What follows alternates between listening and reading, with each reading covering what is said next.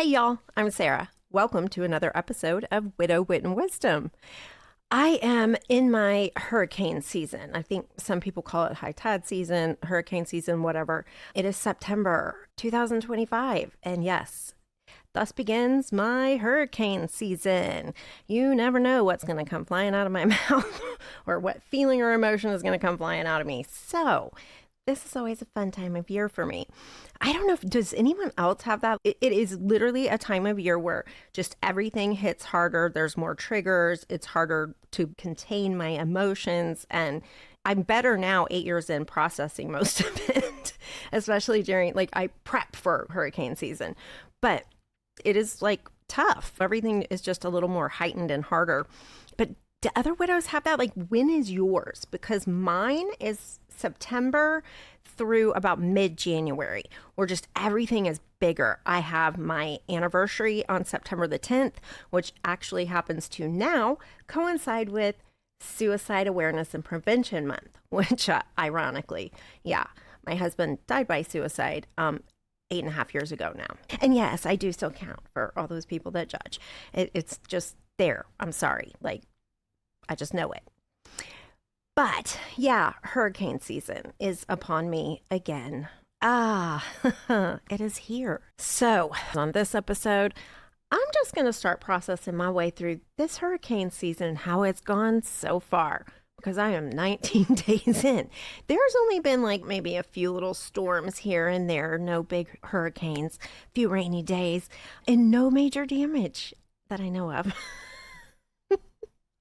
But anyway, let's get into what hurricane season looks like for me and how I'm dealing with it right now versus how I dealt with it in the past.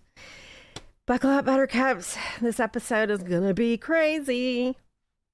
Trigger warning. I'm just a walking trigger warning, y'all. Just expect it, okay? And again, like I said in past videos, if you have anything mean to say, please just email me or let's have an adult conversation. I value other people's views and perspectives and how they do and say things. So please, this is just me processing my way through my stormy season. No judgment. I'm not going to judge you. Don't judge me. Here we go. Okay, so what is hurricane season? What am I referring to? It is my big grief season. But down here in South Texas, we have actual hurricane season. We know when it starts, when it ends. We start buying extra water and you pick up the plywood when it's on sale and, the things you may run out of just in case it happens. You pre-prep for that. We all have our extra cans of beans, canned goods, and keep less food in the refrigerator. And there's certain times of weather conditions that create the big storms, and we pay attention to this. And again, we prep for it. And when you get really close to one of those storms, like when we know one's right offshore, we'll go fill up our cars with gas and our gas cans, make sure the generators have all the gas they need and everything's in working order. We board up the houses and we get ready for it. My grief is no different than that. It has a season, and the more prepared I am for that season and the better prepared that I have gotten, the better it has gone. So here's how my hurricane season is. For me, it starts in September. My wedding anniversary, Jeff and I were married on September the 10th.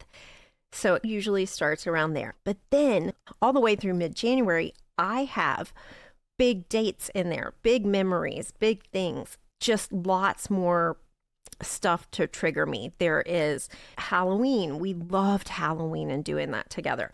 There is then Thanksgiving, which was also a huge favorite family gathering all the time. And also the last time that we were all together as a family with dear friends. Again, there's just a lot more memories and emotions and feelings around those times. And then just a few days after Thanksgiving, on November the 29th, is the anniversary of Jeff's death. So it's a lot. And a few days after that, maybe a week later, you have my oldest son's birthday, and then you have Christmas, and then you have New Year's, and my youngest son's birthday right after that. So all lined up, and there's just a lot a lot more things that can trigger me, and the memories come up more, like those damn Facebook memories that pop up, and you're like, oh my God. Again, the first few years, those really were hard for me. They would just not blow me away. And I was just like, oh, why didn't I see it then? Like, why didn't I do this? And why didn't I do that? Now, when those same memories pop up 8 years in, I am a lot more, God, I'm so glad we had that moment. So things have changed, but there can still be some pretty big storms with some damage. Now, in these last 8.5 years, I have gotten much better at my hurricane prep and what to do and how to get through it a little bit better in my grief hurricane season, not my actual Texas hurricane season. I still really suck at the hurricane prep. I'm terrible at it. But I have gotten a little bit better with my grief season. Again, those first few years were really hard. There were just so many emotions. I did not know how to process it. I was not ready for it. I had no idea before Jeff died that there was like a suicide awareness and prevention month. So imagine my shock on like my anniversary when I opened that up, and one of the first things to pop up on my Facebook was in Facebook memory of Jeff and I together, like our beautiful wedding photos and stuff. And then right under that was like a suicide awareness and prevention month like post. And I literally was just crushed. I was like, oh my gosh, like, why didn't I know these things then? And it was hard. And so then, like, from that moment on, it was really difficult because I was like, I miss Jeff, and it's so messed up that our anniversary happens to coincide with that, not just month, but the actual like date. That took me a long time to process. But again, now I am so prepared for September the 10th, or just September in general. I know that those things are coming. I have built up my own tolerance to seeing them and reacting to them in much better ways, instead of being like, oh, like the why, what ifs and if onlys. Those still pop up, but I'm so much better at dealing with them now. I have worked out my feelings around those so they just don't hit quite as hard. Again, that work, that processing, that prep that I've done, and just being aware that, hey, this time of year is just harder for me. I know going in, like, I give myself the grace and the space, and I ask for it now to say, hey, I need that day off. And in the case of that week of Thanksgiving and then the anniversary of Jeff's passing happening all together, I'm like, I'm gonna need that whole week off. I give myself like a lot of grace and space around that time period, that end of November, early December time period, for sure. Like, I literally have on my calendar written, give yourself so much grace, and then in parentheses, and others too, every single day during that time period. And do what you need for yourself today. And how are we feeling today? Check in, kind of things. Like, I have those reminders for myself. And I know a lot of people are like, oh my God, that's so ridiculous. But that's what works for me. Do I have to do it like every day? No. Like, consciously look at it? No. But some days, yes. And many times when I'm walking into, because around that time, you're going to those family gatherings, and I miss him more. And so I also have to process those feelings. So it's not just a hurricane I can create inside of me.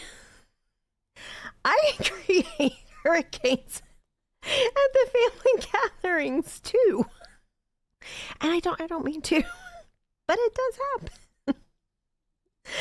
But I have, again, gotten much, much better at processing those feelings. Like, before I go in, I know they're coming. I'm prepared for them. The windows are boarded in all the right places, and I've got my dried goods, and there's nothing in the freezer that can ruin if the electricity goes out for a few days. I prep myself like that with my grief. I know it's coming, and I'm like mentally, okay, I'm going into these situations where I'm really going to miss Jeff. I'm really going to feel my empty chair right now. And I don't want to turn into a Cat 5 hurricane and destroy the dinner table. So How are we going to handle this? And I work my way through that. I process my way through that. And then I give myself grace and others, like others in that time, the same grace, or I try to really hard. Sometimes it's very hard though. And occasionally I slip. Jeff is no longer here to keep me like reined in. Sometimes I just, actually, according to my sisters, most of the time, most of my life, whatever has been on my mind comes out of my mouth with very little to no filter. Pretty much. They said no filter. I disagree with them. I digress. Anyway, again, those feelings, those emotions can get just so big that time of year. And if I'm not prepared for something that somebody says to come up, you just don't know you don't know what's coming. If it's going to be like a little crying storm, or if it's going to be sunshine, rainbows, and happy memories, or if I'm going to blow your house. And again, because you're in that Thanksgiving, Christmas time of year, you have a lot more opportunities to like encounter storms and possibilities of storms. It's like the barometric pressure is rising kind of thing. So I really have to prep. And I do a good job now. I try real hard to curb my reactions and how I say things. I try better to curb my reactions. I'm not always good at it.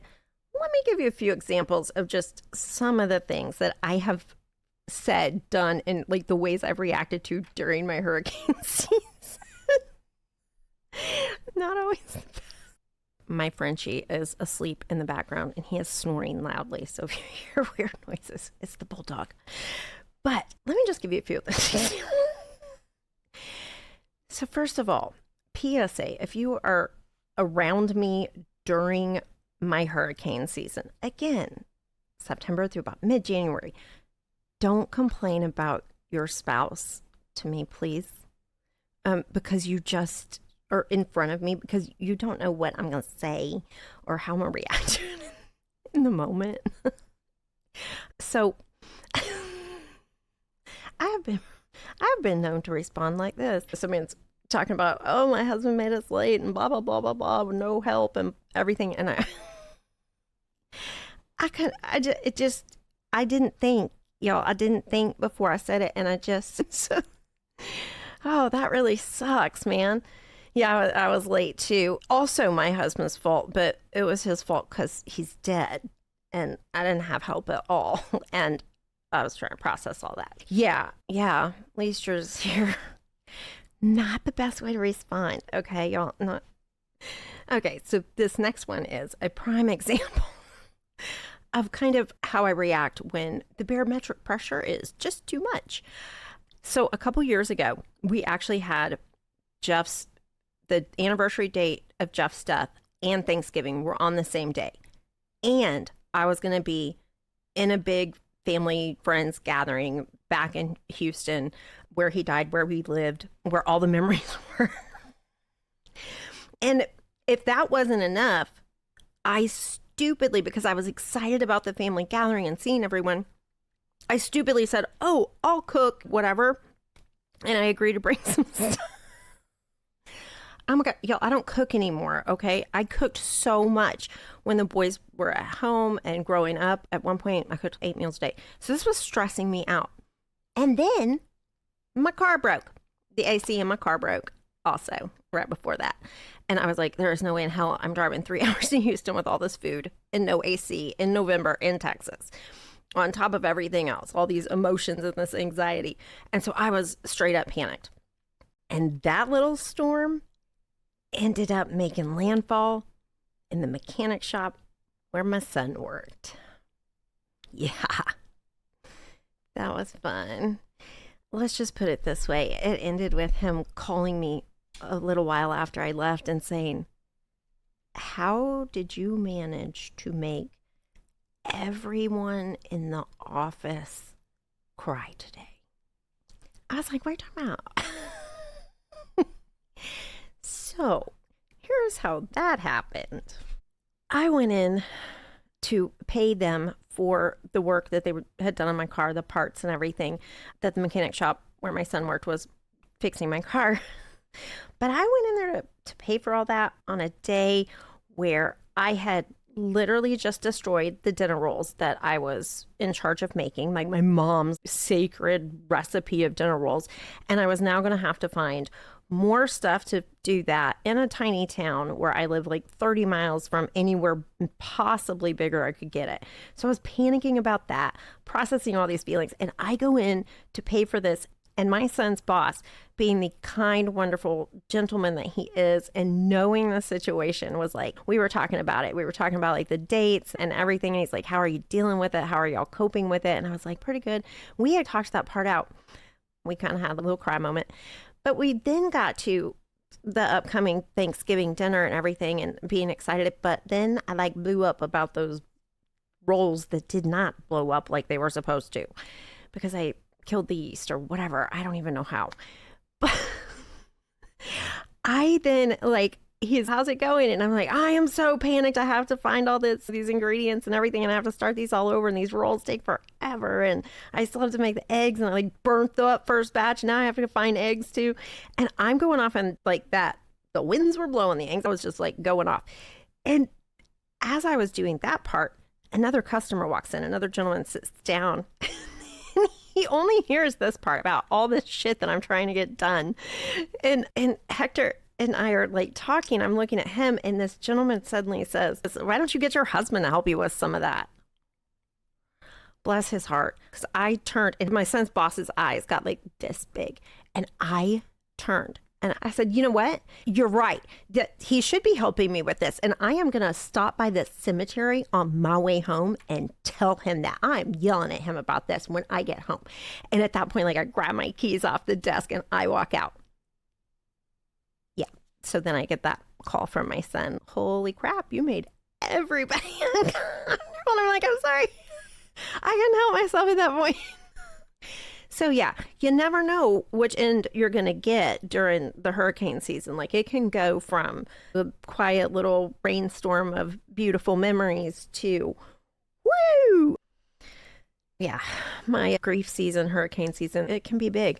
I need a lot of grace, man, from everybody that I encounter. But I have, in these last 8 years, gotten so much better at recognizing. I'm so sorry. I'm sorry I burst out on you. It's just, I'm having a grief moment. I won't always explain it, but sometimes I do. But I do give myself the grace to just say the thing, feel the feeling. I do try not to hurt other people with it.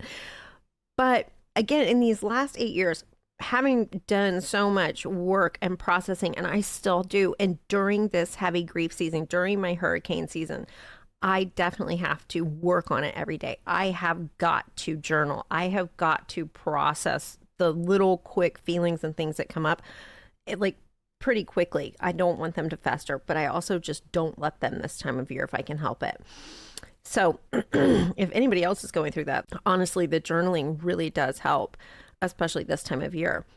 But what brings me kind of the light, the sunshine during my hurricane season, and what I am getting a lot more of in these last 8 years, is the sunshiny days. Like, way less rain clouds and storms, and even storms brewing. They may be brewing out there, but they never hit. So it is a lot more of the just happy memories. I love having those memories that we had together for 22 years.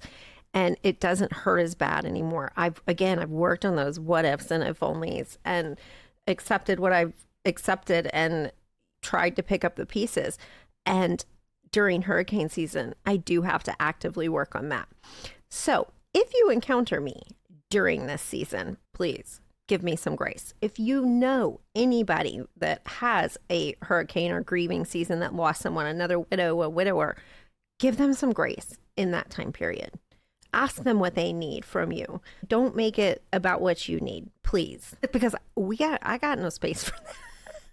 I have very little space for that during this season. So please try to extend as much grace as possible during anybody's grief season. But again, especially coming into the holidays, is a lot of people's hurricane season, not just widow and widowers or anyone grieving. So during this upcoming hurricane season, and I will continue to update you on how it's going because I already have some stories, but I will get to that on another episode because I have to go let the animals out because, again, no one here to help. So while I am handling all the animals and the farm by myself this evening, I will be probably sending a quick cuss and shout out to my husband about what the hell were you thinking leaving me in charge of this farm? We have this discussion a lot. But to anybody else who may be going into their stormy season, I applaud you. And please let me know. I want to know how you deal with it. Drop a comment, email me. You can email me at widowwitandwisdom@gmail.com or drop a comment. I really want to know, when is your stormy season? What does that look like? What does it feel like? How does it come out of you? What makes your sunny days? Because I know what makes my sunny days is just being able to talk about Jeff or journal to him.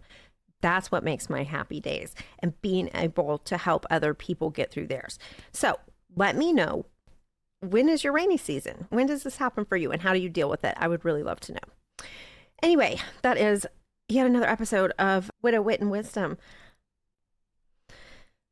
Please remember to follow, subscribe, and share, comment on my video because help a sister out, please. At least make me feel like I'm doing something. But always remember to be the light in someone's day because it's a struggle, y'all, especially this day and age. Anyway, I will catch y'all next time here at Widow Wit and Wisdom. Just wait until you hear what happened in Whole Foods this past Wednesday.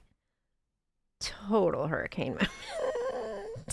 And if you're that guy that happened, I'm so sorry.